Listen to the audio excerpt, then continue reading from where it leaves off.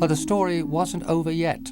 Battle had done surprisingly well at the box office, and the CBS network had recently garnered tremendous ratings with the broadcast premieres of the first 3 films. Although Jacobs and Fox briefly considered producing another Apes movie, it was agreed that the future of the franchise might best be explored in the uncharted universe of television. Jacobs had considered a Planet of the Apes television series as early as 1971, but the continued success of the theatrical features delayed his plans for 2 years. He had also been busy on a number of non-ape films that included Woody Allen's Play It Again, Sam, and family musicals like Goodbye, Mr. Chips and Tom Sawyer. But during the production of his latest film, a musical adaptation of Mark Twain's Huckleberry Finn, Arthur Jacobs died of a heart attack. He was only 51 years old. With Jacobs' death, the development of the Apes television series was in the hands of 20th Century Fox. With the help of writers Anthony Wilson and Art Wallace, they began to hammer out a workable concept. And on September the 13th, 1974, Planet of the Apes premiered on CBS. I starred, along with Ron Harper and James Norton. They played astronauts Alan Virden and Peter Burke, who are propelled through a time warp and land on Earth in the year 3085. By the way, their vehicle was the same plywood spaceship used in the original film. Yeah, well, we could have landed in a worse place, I'll tell you that.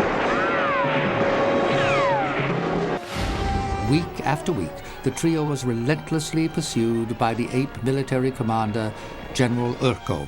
I'll quarrel with anything that keeps these 2 humans alive.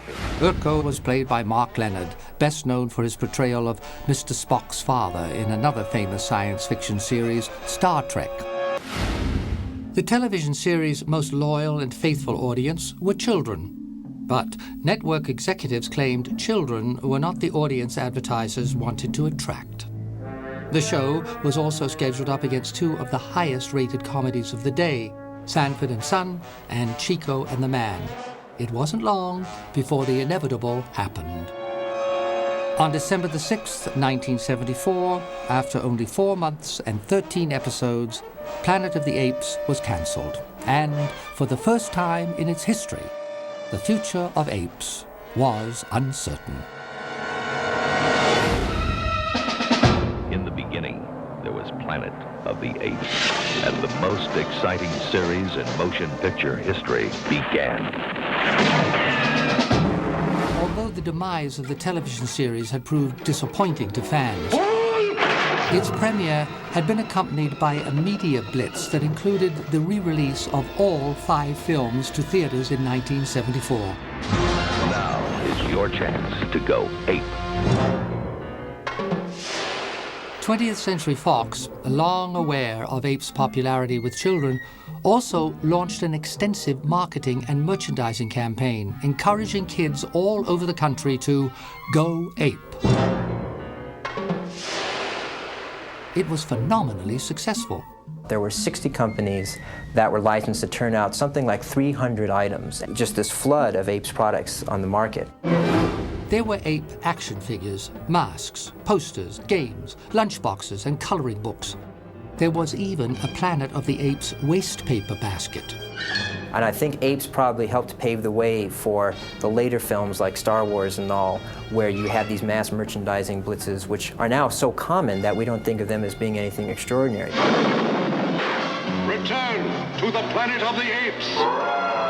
In 1975, NBC TV launched Return to the Planet of the Apes, a half-hour Saturday morning cartoon series that depicted a more evolved simian culture. We got all of them, Urko. Good. Take them to Ape City. As in the original novel, apes were finally allowed to drive cars and fly airplanes. Though the animated series lasted only 1 year, other ape incarnations proved to have greater longevity. More than 3 decades after the premiere of the first film, Apes references still managed to find their way into American pop culture. I hate every ape. by sea, from chimpanzee to chimpanzee.